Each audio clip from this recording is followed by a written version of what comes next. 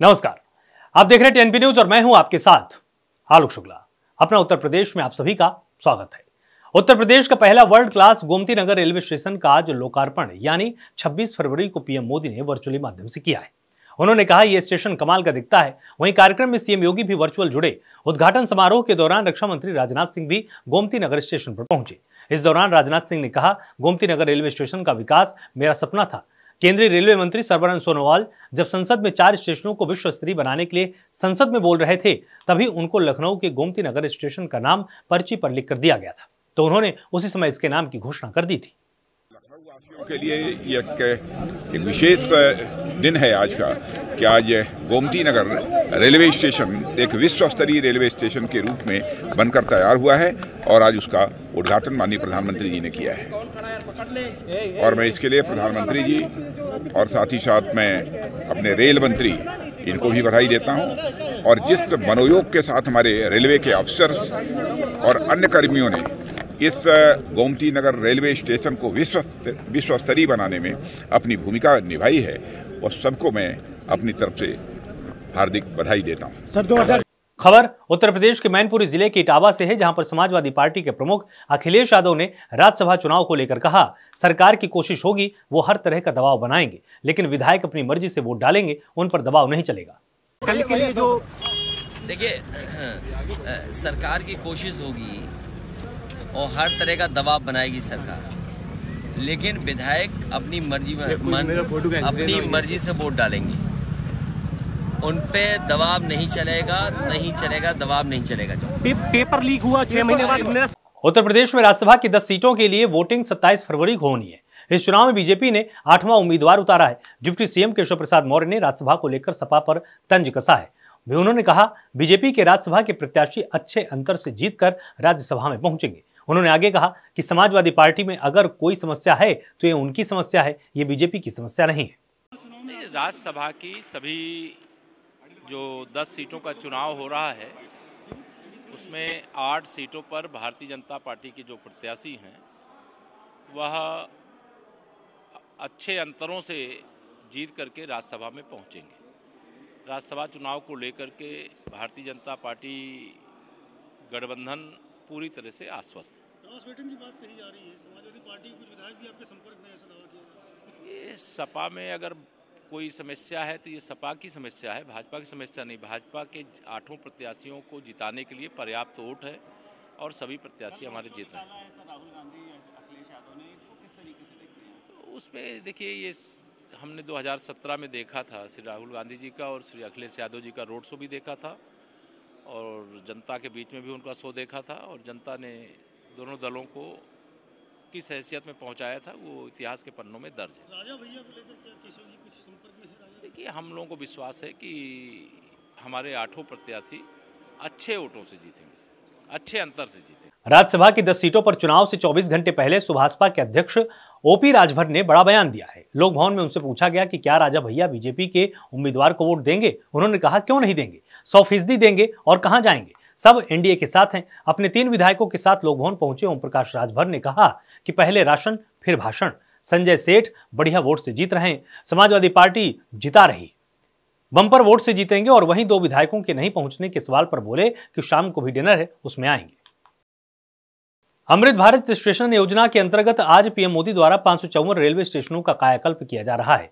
इस मौके पर पीलीभीत रेलवे स्टेशन का शिलान्यास और लोकार्पण कार्यक्रम में पीलीभीत के सांसद वरुण गांधी मौजूद रहे। इस दौरान उन्होंने वहां उपस्थित जनसमुदाय को संबोधित करते हुए प्रधानमंत्री नरेंद्र मोदी की जमकर तारीफ की। वरुण गांधी ने कहा कि राष्ट्र निर्माण में पीएम मोदी का धन्यवाद करता हूं। वाराणसी के ज्ञानवापी तहखाने यानी व्यास तहखाना में हिंदुओं का पूजा पाठ जारी रहेगा। 26 फरवरी को इलाहाबाद हाईकोर्ट ने फैसला सुनाया। इसके पहले वाराणसी जिला कोर्ट ने व्यास तहखाने में हिंदुओं को पूजा करने का अधिकार दिया था। इसके बाद 31 जनवरी की रात तहखाने में पूजा शुरू हुई थी। आज माननीय इलाहाबाद हाईकोर्ट ने जो अंजुमन इंतजामिया की दोनों याचिकाएं थी, फर्स्ट अपील फ्रॉम ऑर्डर, जिसमें उन्होंने 17 जनवरी के ऑर्डर को चैलेंज किया था और 31 जनवरी के ऑर्डर को चैलेंज किया था, आज वो दोनों याचिकाएं माननीय इलाहाबाद हाईकोर्ट ने डिसमिस कर दी हैं। तो इसका अर्थ ये है, इसका निष्कर्ष ये है कि जो पूजा वहां पे चल रही है वो नियमित रूप से चलती रहेगी।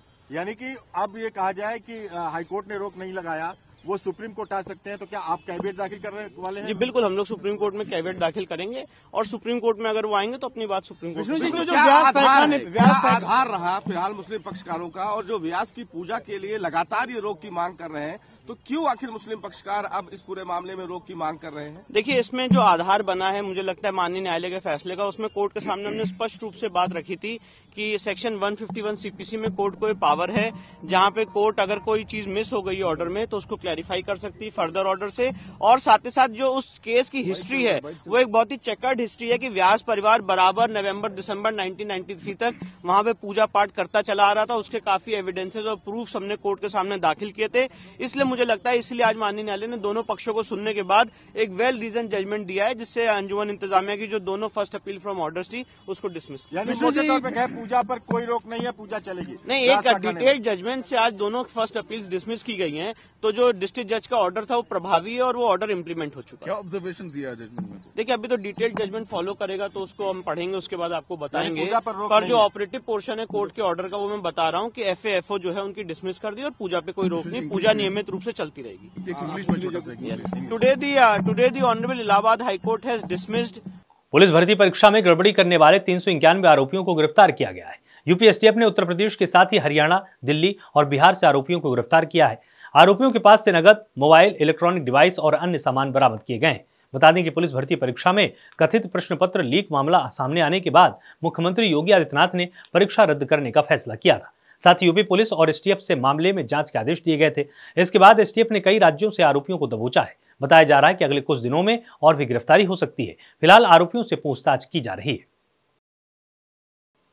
सोनभद्र के म्योरपुर ब्लॉक में पश्चिम हवाई पट्टी रोड से लगभग 14 किलोमीटर दूर रिहंद जलाशय है। यहां तलहटी में बसे गांव पडरी में स्थित खंता पिकनिक स्पॉट के रूप में विकसित करने का काम किया जा रहा है। खंता पिकनिक स्पॉट को अब विकसित किया जाएगा, जिसके लिए एनटीपीसी बीजपुर CSR की तरफ से 5 करोड़ की धनराशि खर्च की जाएगी।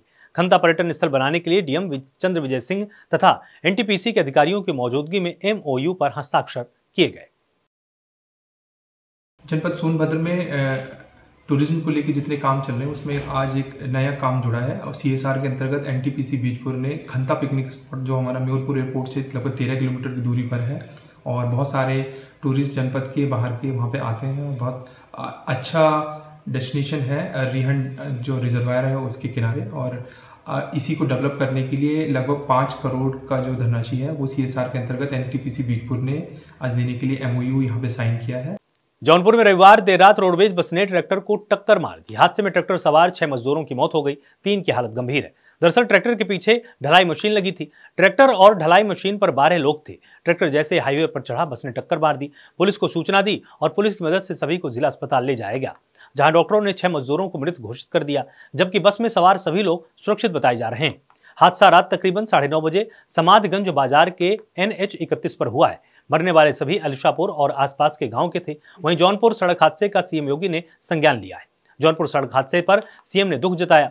सीएम ने मृतकों के परिजनों के प्रति संवेदना व्यक्त की और घायलों का बेहतर इलाज करने के निर्देश दिए हैं।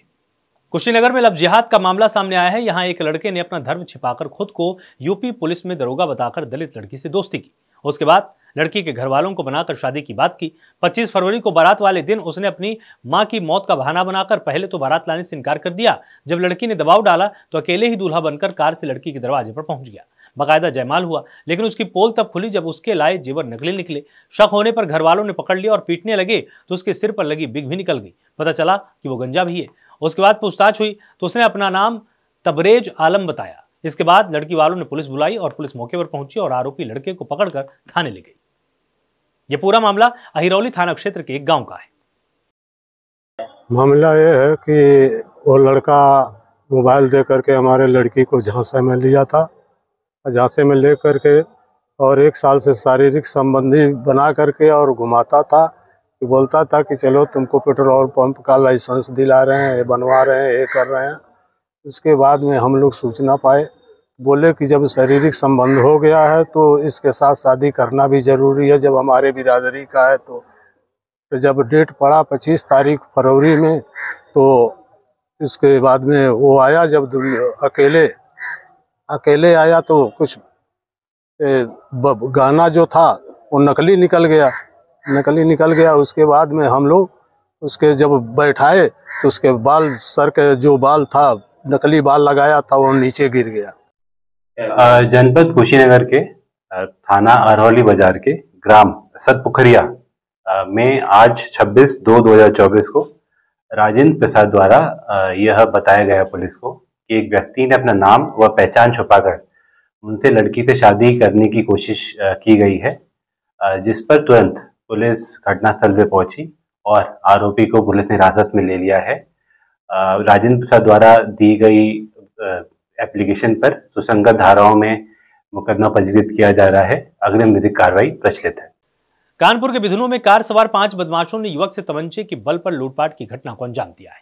बदमाशों ने पीड़ित से नकदी समेत एटीएम कार्ड के जरिए 25,000 रुपए लूट लिए। इसके बाद युवक को सचेड़ी क्षेत्र में किसान नगर रोड पर उतारकर भाग निकले। पीड़ित युवक ने बिधुनु थाने पहुंचकर पुलिस को घटना की जानकारी दी। बिधुनु पुलिस ने मुकदमा दर्ज किया है। यूपी के पीलीभीत जनपद में 2 सांडों की लड़ाई का एक वीडियो इन दिनों सोशल मीडिया पर तेजी के साथ वायरल हुआ है। वायरल वीडियो को सपा सुप्रीमो अखिलेश यादव ने एक्स हैंडल पर शेयर करते हुए मौजूदा सरकार पर सियासी तंज कसा है। अखिलेश यादव ने लिखा है, उत्तर प्रदेश पशु पर्यटन का पीलीभीत से रात्रिकालीन विशेष प्रसारण। उनकी तरफ से प्रायोजित जौहर बड़ी घोषणा रात में ही करते हैं। इसके पहले भी अखिलेश यादव सांड की लड़ाई की वीडियो सोशल मीडिया पर शेयर कर उत्तर प्रदेश सरकार पर निशाना साध चुके हैं। खबर यूपी के देवरिया जिले के सलेमपुर कोतवाली के अंतर्गत आने वाले गांधी चौक से है, जहां पर बीती रात चोरों ने मोबाइल की दुकान से चोरी की घटना को अंजाम दिया। चोर दुकान से सामान लेकर फरार हो गए। वहीं चोरी की घटना सीसीटीवी में कैद हुई है। पुलिस मामले की जांच में जुटी हुई है। फिलहाल के लिए इतना ही। आप लगातार जुड़े रहिए टीएनपी न्यूज के साथ। नमस्कार।